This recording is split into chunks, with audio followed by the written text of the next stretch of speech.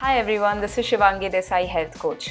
जैसे मैंने आपको पिछले वीडियो में बताया था, प्रॉमिस किया था कि आपके रफ़ या ड्राई बालों के लिए एक हेयर मास्क मैं शेयर करने वाली हूँ। अगर आप चाहते हैं आपके बालों में स्प्लिट एंड्स हैं या बालों को और ज़्यादा स्ट्रॉन्ग बनाना चाहते हैं, उसमें स्मूथनेस और शाइन बढ़ाना चाहते हैं, उसके लिए ये हेयर मास्क आपको बहुत ज़्यादा यूज़फुल होने वाला है। घर में ही कुछ नेचुरल ही कुछ चीज़ें हैं जो आप आसानी से ला सकते हैं और उसके द्वारा ये हेयर मास्क बना सकते हैं। तो आइए मैं दिखाती हूँ कैसे बनाना है।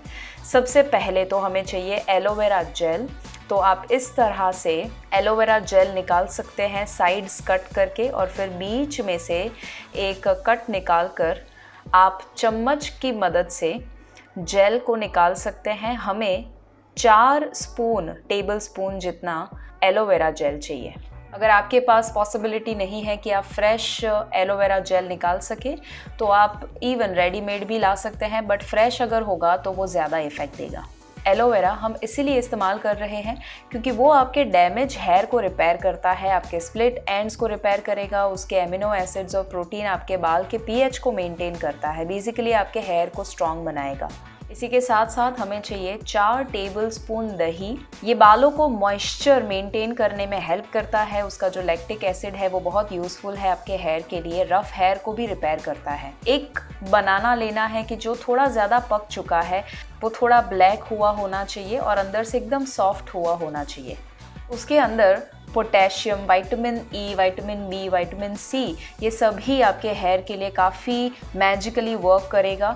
आपकी बालों में इलास्टिसिटी इम्प्रूव करता है। उसके अंदर जो सिलिका होता है वो बालों को टूटने से बचाता है और आपके हेयर को स्ट्रॉन्ग करेगा और वो थिक बनाएगा। मैंने यहाँ विटामिन ई का एक कैप्सूल भी लिया है। विटामिन ई अगेन आपके हेयर को बहुत ज़्यादा शाइन देने में, स्मूथ बनाने में हेल्प करता है। इसके साथ साथ मैंने 4 टेबल स्पून ऑलिव ऑयल लिया है।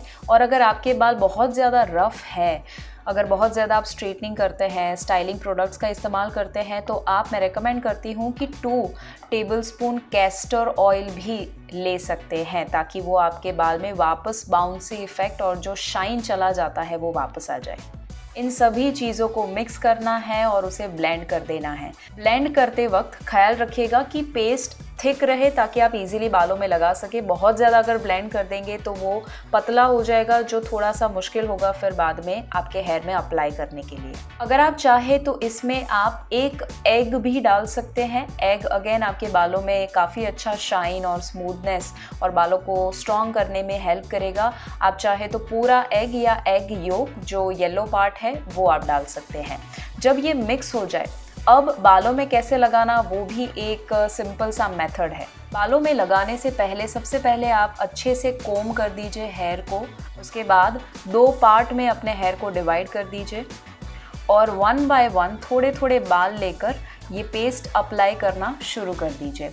रूट से लेकर एंड्स तक आपको बालों में लगाना है, मतलब कि जड़ में भी लगाना है और वहाँ से लेकर आपके बाल जो ख़त्म होते हैं वहाँ तक आपको लगाना है। अच्छे से पूरे बाल में लग जाए, उसके बाद आप उसे बांध सकते हैं, शावर कैप लगा सकते हैं। ये पूरा प्रोसेस थोड़ा सा मैसी है, तो आप चाहे तो आपके बाथरूम में या वॉश बेसिन के ऊपर आप कर सकते हैं। पूरा प्रोसेस अप्लाई कर सकते हैं इस पेस्ट को, ताकि आसानी से आप उसे साफ़ भी कर पाए।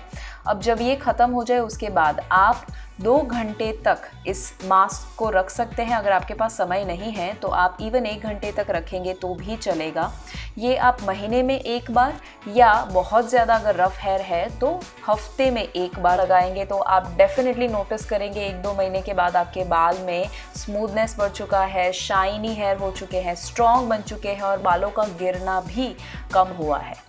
तो मुझे ज़रूर बताइएगा कि आपको ये टिप कैसा लगा, हेयर मास्क कैसा लगा, और बालों में अप्लाई करने के बाद आपको क्या इफ़ेक्ट आया वो भी ज़रूर शेयर कीजिएगा। और हाँ, अगर आपको लगता है कि ये फ़ायदा दूसरों को भी देना चाहिए तो अभी इस वीडियो को शेयर कर दीजिए।